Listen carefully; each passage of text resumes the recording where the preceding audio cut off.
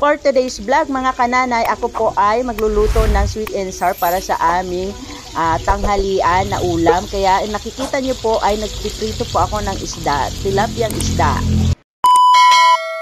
Siyempre, hugasan muna natin ang ating mga gagamitin sa ating pagluto na sweet and sour, ang mga gulay at mga sibuyas. Kailangan palagi nating malinis ang ating mga lulutuin.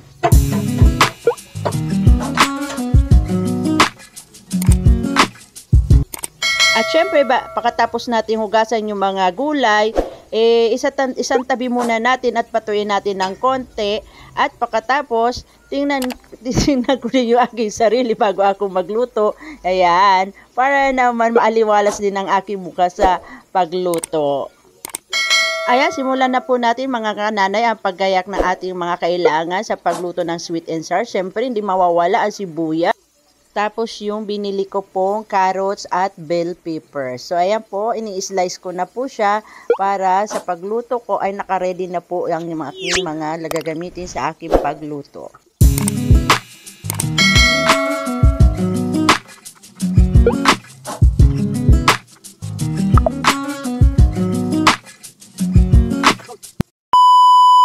So ito na nga po pala mga kananay ang aking mga gagamitin. Yan, may sibuyas, may asukal, may suka, tapos carrots, luya, sili, tapos yung cornstarch.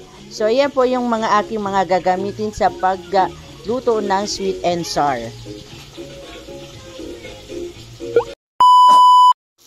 Ayan, naluto na po pala yung aking piniritong isda. So ready na po yan. Isasantabi muna natin yung isda.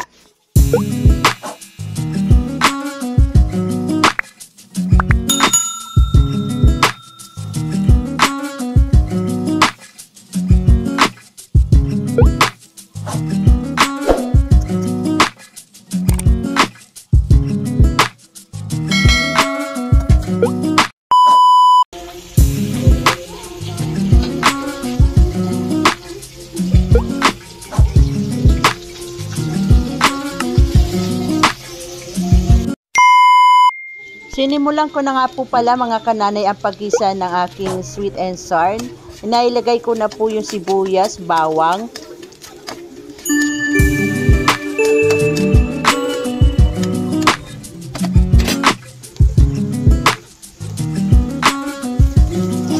Isunod na po natin ilagay ang luya. Sabay na po natin haluin lahat yung sibuyas, bawang at luya.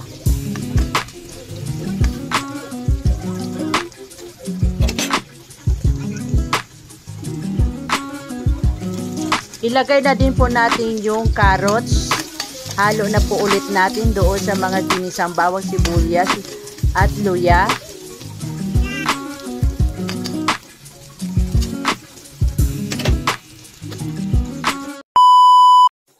Pagkatapos po natin mailagay lahat yung mga ginisa at yung mga bell pepper at yung carrots, isunod na po natin ilagay din yung tubig. Siyempre po yung tubig, tatansyahin nyo kung gaano kadami yung gagawin yung sauce.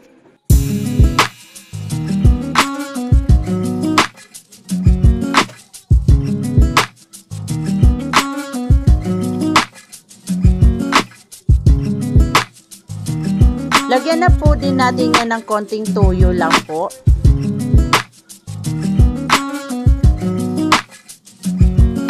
Paminta syempre.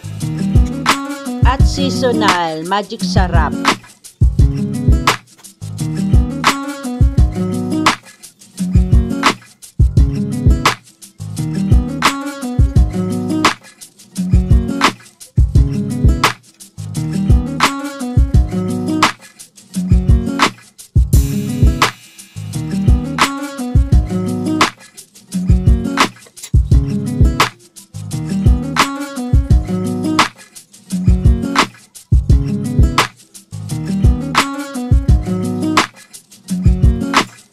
Yan po palang nakikita nyo nilalagay ko dyan na maliit lang na pakete. Yan po ay mga chili sauce po yun. Kung gusto nyo din po maglagay niya, pwede rin po maglagay. Kung ayaw din nyo na po pang maglagay, pwede naman na hindi po. Tapos yan po syempre nilagyan ko na rin yan ng tomato ketchup. Tapos sinalo-halo ko na din po yan para mag-mix na yung lahat ng mga sangkap dyan sa gagawin nating sauce.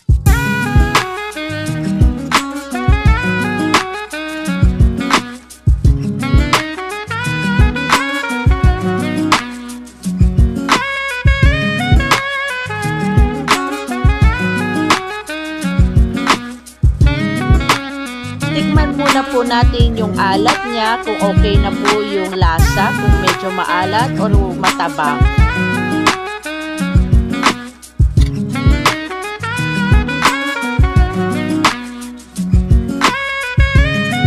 Tapos po, syempre habang kumukulo yung sabaw, ilagay na natin yung cornstarch na pinatunaw natin doon sa tubig.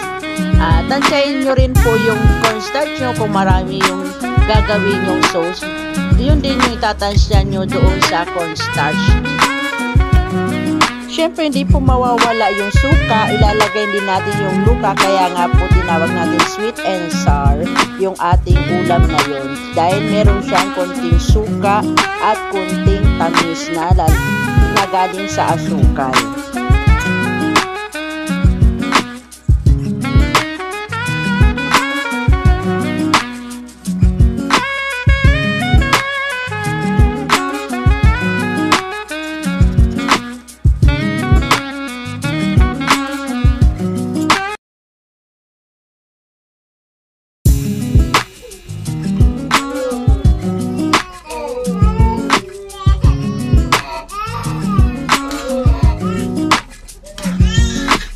Turog na yan.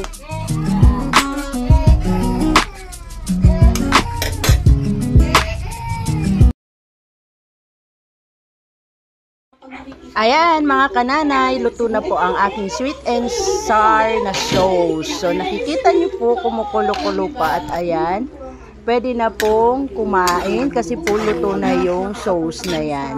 Pati yung mga gulay. So, ayan mga kananay, maraming salamat po ulit sa inyong suporta sa mga subscribers ko. Salamat po sa mga nanonood. Please, subscribe and support me po. Comment down below yung kung ano pa po yung mga kulang ko dyan sa aking nilutong sweet and sour. So, ayan po, ilalagay ko na yung sauce dito sa aking tilapia. So, tara na mga kananay, kakain na po. Yan po ang aming ulam for today.